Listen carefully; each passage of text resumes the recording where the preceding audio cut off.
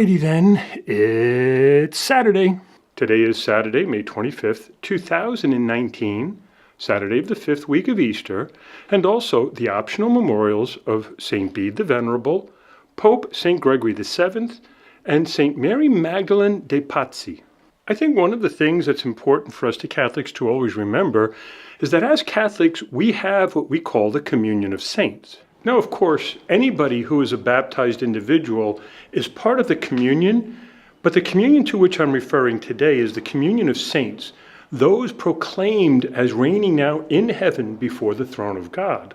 You know, it's interesting how many people just automatically believe someone to be in heaven, but the truth of the matter is that to be in heaven, first you have to die, number one, but you also have had to have lived a life worthy of entering into the kingdom of heaven. Now, down through the centuries, the Church has investigated the lives of many individuals and have proclaimed them as saints. They're special individuals that God worked through to further his ministry on earth. Yes, Father. Good morning. And what the Church has done also is they've actually designated a saint based on whatever virtue they had in life. They make that their charism, if you will. If I had to think of one gift that the saints have, that saints, like, what would you want? Bilocation. I'm all about the bilocation. For instance, you have St. Christopher for travels, you have St. Jude for hopeless causes, you have St. Anthony when you lose something, and of course, included in the communion of saints is the Blessed Mother, St. Joseph, St. Peter, all the apostles. Now, I do believe some people confuse saints with holy people. Someone who's alive, who's a holy person, could one day be a saint. One of the things we have to remember is that the word saint is related to the word holy. In English, we have two different words, but in many other languages, it's the same word. And I believe everybody has at least one favorite saint. I do have a couple of saints who are on my top 10 list. Of course, the Blessed Virgin Mary is always at the top of my list. St. Peter has to be in there with a great name like that. What was the question again? Saints, anything you want? Drew Brees. Duh, because I'm a Saints fan. Go New Orleans. My middle name, baptismal name, if you will, is Peter Joseph, so I've always had a devotion to St. Joseph as well. For confirmation, I took the name Timothy, St. Timothy.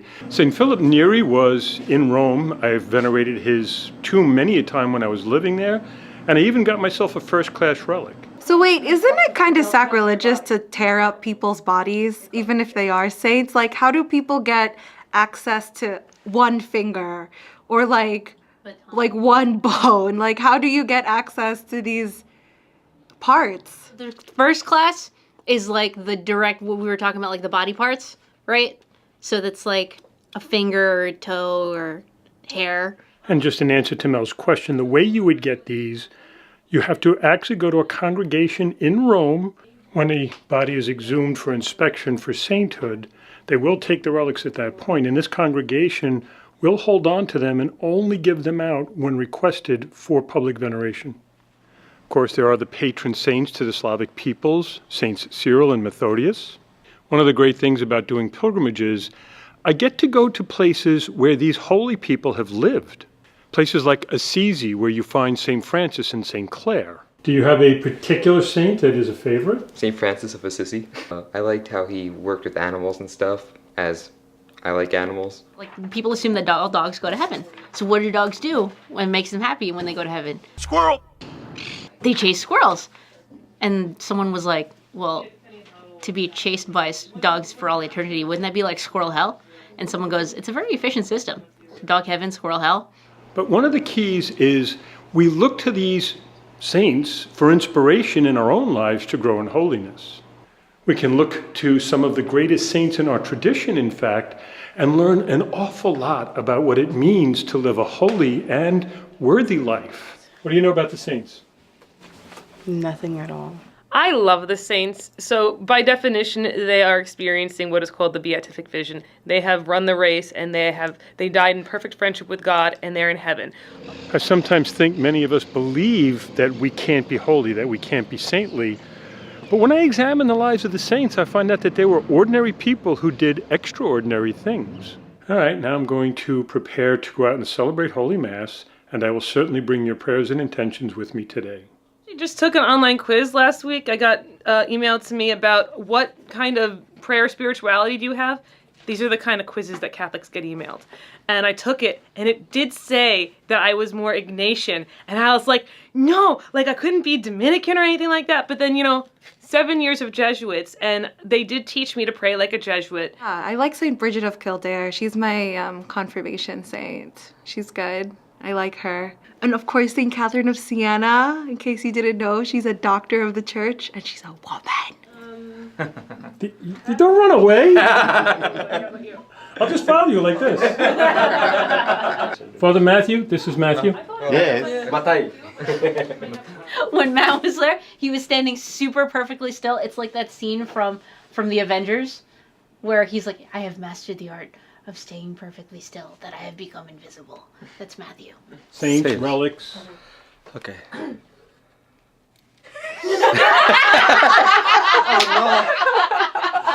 Every day we are inspired by different stories from the saints. So it's a challenge and inspiration for us. You have a favorite saint? Yes, Saint Aloysius Gonzaga. Saint Aloysius. I feel like, no, like that's big. Oh, excuse me. Do you have like the little sensor thing? Can you do the little sensor like me? can. Okay, cool. Take away from what he wrote was burning at the stake, okay. Eating by lions, okay. Eating by other humans, not okay. So wait, a person can be eaten by another living animal and be okay, but people to people is bad?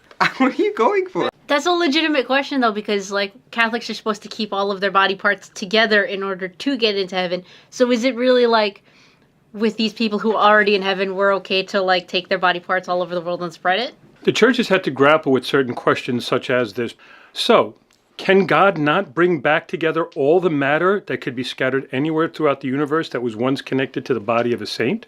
So yes, God has the capacity. See, one of the real hardcore problems that we've run into in the past is what happens, say, like in a Hiroshima. We talk about the resurrection of the body, yet bodies were just disintegrated. Well, the church has always said, but God can still, even from that, resurrect the body. Your spirit or whatever the heck it is leaves your body and then can float around and do stuff while your body remains where it is, and your spirit takes on like a ethereal form of your body. Yeah, I'm not done with my point with Nicole. Like, we need to know our catechism because you never know when that question just comes up or somebody is talking to you about some relativistic nonsense and they're thinking that they have the answers and the keys to the kingdom, and you're like, whoa! Squirrel! Does 1 + 1 equal 2? Yes, it does. So let's correct your logic in your head. Squirrel! Red is red and not yellow, and I'm off on a tangent. Squirrel! But we need to know our catechism. Oh, she is learning Malayalam. Welcome. Yeah, because I have like patients. that- Swagatham for welcome. They don't want to know that you're trying to lead them to Jesus. They don't want to think that Jesus is a part of the conversation. So you've had that conversation. So either it's an evangelization moment and this person is open to hearing about Jesus and they're not going to be confrontational, or they're very closed off to the idea, in which case, okay, fine. But let me explain to you, let me defend to you what the faith is, so that way at least you're not walking away from this conversation with misconceptions. It's all hostile. Everybody has a perception of what the Catholic Church is. And they think it's this frilly, hippie nonsense, do what you want. Like, they think we're the same thing as those Protestants, and we're not. We have a much more structured way of approaching things, and we are very biblical based. We're not feelings only. Look at all the periods in history where you see holy people. You look at your Catherine of Siena's, you look at your Ignatius of Loyola's. They're always coming up at a time when there's dissension and division and brokenness, and even within the church, even when the church leadership, such huge brokenness. And what comes out of it? Holy people, saints. And then they like to slander us with the whole, abuse situation.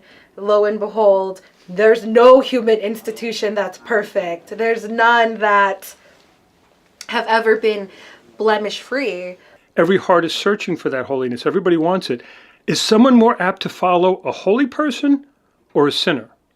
In this world, we see a lot of people following sinners and being disenchanted. But anybody who's ever followed a holy person, they end up being fulfilled. Okay, every now and then you walk into the mailroom and there are things in your box that are just like a tremendous surprise. What do we call these again? Tron. Yes.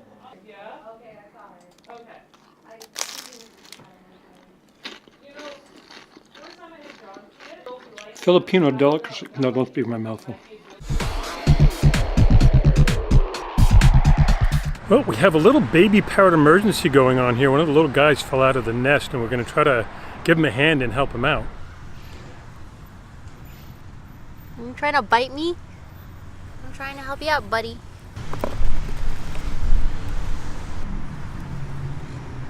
So our baby bird escapade has just begun. We're going to try to nurse this little guy to health and maybe someday he can rejoin the community. So I do have to be honest, in all my years with the parrots here, I've never seen the actual baby birds. I've seen some eggs fall and once in a while you find a dead one, but this is the first time that I found an actual baby that got pushed out of the tree somehow.